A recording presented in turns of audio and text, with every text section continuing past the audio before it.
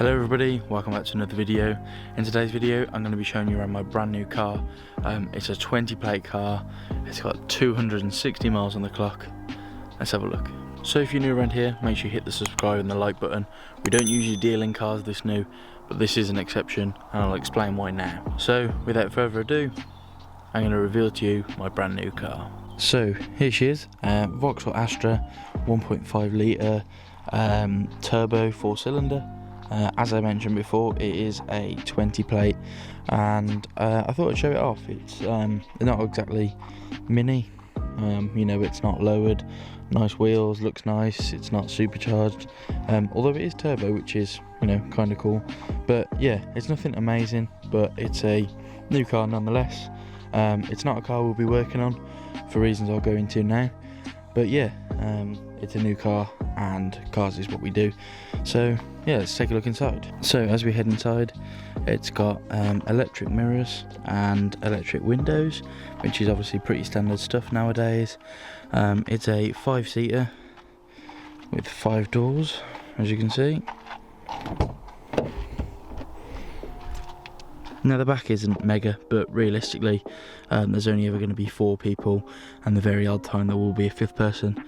We'll just have to put the skinny one in the middle, but yeah, the back is relatively spacious really. There's a lot of room behind the seat there, which is where obviously I'll be sitting. The seats are nothing special, but they're comfortable enough. They're a cloth seat, not leather or anything like that, but they are still very comfortable. So this is the view from the driver's seat. As you can see, we've got the steering wheel controls here for the phone. It does have built-in Bluetooth and also for audio, because it's got built-in audio for the phone as well.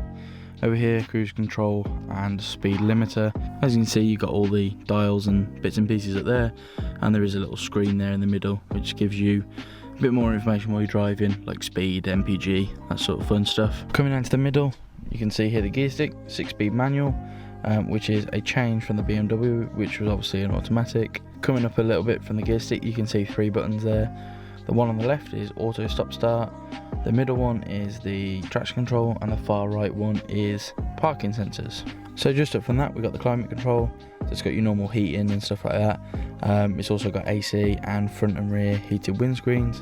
And just up from that, there's the centre dash entertainment screen, which is pretty cool. So this car is a business edition, which means it gets a few extra bells and whistles, such as the centre dash here.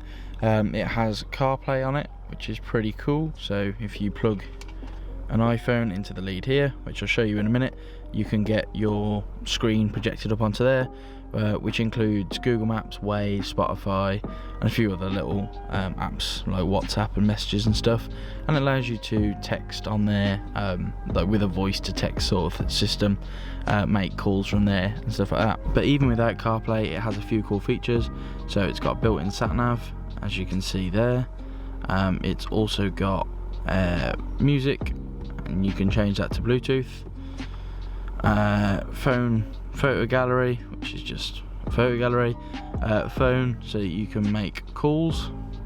And then there's obviously the car's settings where you can adjust different things. Now I mentioned about the Apple and Android CarPlay, and the USB for that is in there, so I've just put a Apple lead into there. I'll just give a quick demonstration on how it works. So I've plugged the iPhone into the lead. This, as I said, does work with Android, and straight away it's just projected up onto here. So that's Waze there, and you can also have Google Maps depending on which one you prefer. I prefer Waze.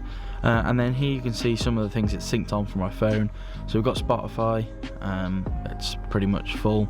Then you've also got, if you press the app button, there's a calendar, Google Maps, MB.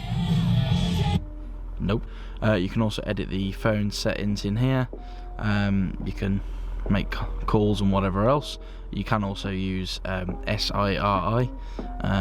But yeah, there's quite a lot of things you can do with the CarPlay, and as I said, also works with Android, which is pretty cool because my personal phone is an iPhone, and then my work phone is an Android. So yeah, speaking of work phones, that acts as quite a nice segue into me explaining why I have this brand new car, and what's the reasoning behind it, and the reasoning behind me getting rid of the BMW. So a little while ago now, I took on a new job. There's somebody paragliding.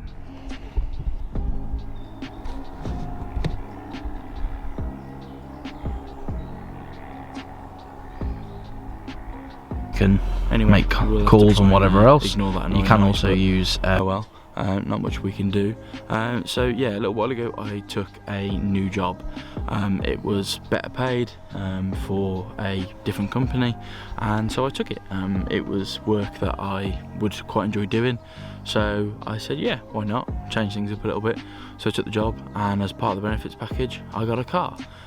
So I got to choose from this or a Hyundai Ioniq, and I obviously chose this. The Hyundai Ioniq was, in my opinion, disgusting, so I obviously didn't choose it.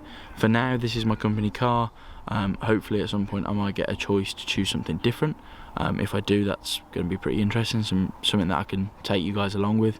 But at the minute, those were my two options. There was a few things on the potential list of cars that I could have that I really liked, and this is actually the second car on there on the list that I really liked, second to a Skoda Octavia, which is no secret to most people that I really want. So yeah, that's the new car. I've showed you obviously the front and in the back. Just show you the boot space now. Boot space is quite a big thing for me. Transporting filming equipment, car parts, fishing stuff around takes up a lot of room. So yeah, boot space is quite a big thing for me. I'm going to be deadly honest, I was a bit worried that I was getting a hatchback and swapping it out for an estate. The BMW sometimes struggles to fit all of our fishing stuff in it, but now I've actually seen the boot, and especially with the back two seats folded down, yeah, it's going to be fine. So this is the boot space. You'll have to mind Chelsea's been shopping in it already. She is insured to drive it, which is also a pretty cool factor. But yeah, it's really deep boot. Although the camera doesn't do much justice, it's probably about, I don't know, 3 foot back, and then obviously the width of the car across. So it is actually a fair size boot. All that remains to be done with it is to try and see if I can get all the fishing stuff in there, which will be a job for a weekend at some point soon. But as I said, Chelsea took it shopping today. It passed the shopping test. We could fit everything in the boot, which is a nice change, because obviously Chelsea driving her Mini, me driving my Mini, we can't fit shopping in the boot of them. Obviously we can in the BMW, but Chelsea can't drive that, and it was just not cost effective to allow Chelsea to drive it. Now, speaking of the BMW, she's still over there for now. She will hopefully be going at some point soon. She is technically up for sale, although I haven't listed it anywhere yet, so this will sort of be the first place I'm listing it. It didn't make financial sense to keep the BMW on as well as the company car, because for those that don't know, you do have to pay tax on a company car tax, and that usually, and in my case, includes the insurance for the car and the road tax. And without sort of giving too much away, that costs roughly the same as what it costs me to run the BMW every month. It's slightly more, but only just for a much newer car, and a car that's quite frankly a lot more comfortable on the road, although the seats aren't as comfortable as the leather seats in the BMW, but there we go. Now, it is a real shame because I do really enjoy driving the BMW.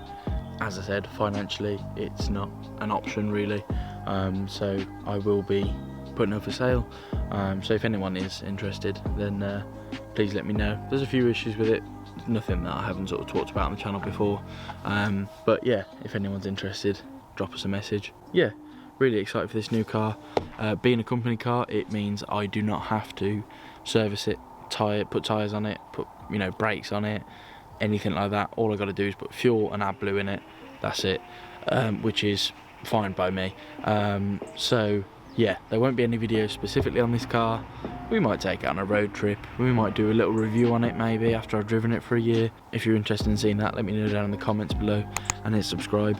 So in a way, a bit sad to see the Beamer go. Overall, it's been really reliable once I sorted out the battery issue. But all in all, the Astra's a really nice car. Really enjoy driving it. Chelsea can drive it, and she really enjoys driving it as well. She's already said she wants one, which is not ideal, but there we go.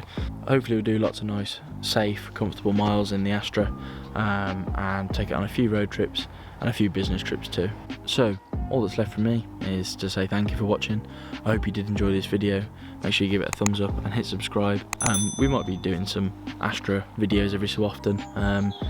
Like I said, maybe do an update on my opinion in about a year's time.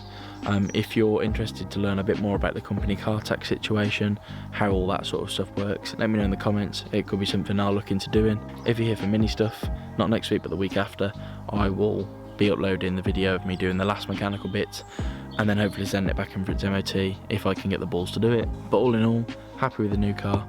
Sad to see the Beamer go. The Mini's still broken, but life goes on. See you next time.